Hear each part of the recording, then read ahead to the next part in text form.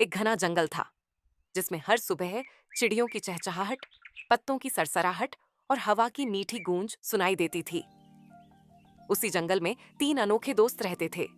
एक शरारती बंदर, एक चतुर चिड़िया और एक सीधा साधा सांप। बंदर को झूलना, ऊधम मचाना और मस्ती करना बहुत पसंद था। वो दिन भर पेड़ों से झूलते हुए हंसता रहता। चिड़िया बड़ी समझदार थी। वो आसमान से जंगल को देखती और नए नए विचारों में खोई रहती। और सांप, वो थोड़ा डरपोक था। ज्यादातर जमीन में ही छिपा रहता, पर दिल का बहुत नेक था। एक दिन चिड़िया ने सबको बुलाया और बोली, हमें जंगल में एक स्कूल खोलना चाहिए ताकि छोटे जानवर कुछ अच्छा सीख सके। बंदर पेड़ से उल्टा लटकते हुए बोला, क्या वहां मस्ती करने की क्लास भी होगी? सांप धीरे से बाहर आया और बोला, अगर मैं डराऊं नहीं तो मैं भी कुछ सिखा सकता हूं। चिड़िया मुस्कुराई और बोली, जरूर, तुम सबकी अपनी अपनी खासियत है, हम मिलकर कुछ अच्छा कर सकते हैं।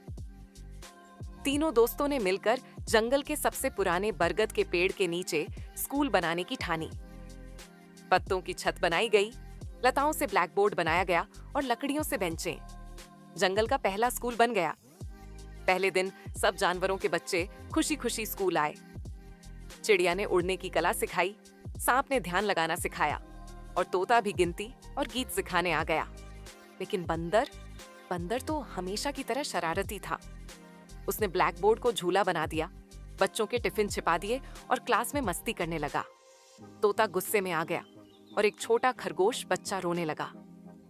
बंदर को थोड़ी देर बाद अपनी गलती का एहसास हुआ। उसे समझ में आया कि मजाक की भी एक हद होती है। अगली सुबह बंदर जंगल में दौड़ दौड़कर केले, आम, जामुन और नारियल इकट्ठा कर लाया। बच्चों को खाने को दिए और सबसे माफी मांगी।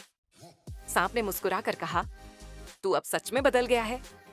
तोता बोला, अब तू भी हमारे जैसे एक सच्चा गुरु बन गया है। इसके बाद जंगल का स्कूल सबसे मजेदार और अनोखा स्कूल बन गया। बंदर अब क्लास में बच्चों को खेल खेल में सिखाता, चिड़िया उन्हें नई नई बातें बताती और सांप शांत मन से ध्यान करना सिखाता। तीनों दोस्त मिलकर बच्चों को सीख, मस्ती और दोस्ती का असली मतलब समझाते। इस जंगल की यही खासियत थी। यहाँ सब अलग थे पर साथ थे।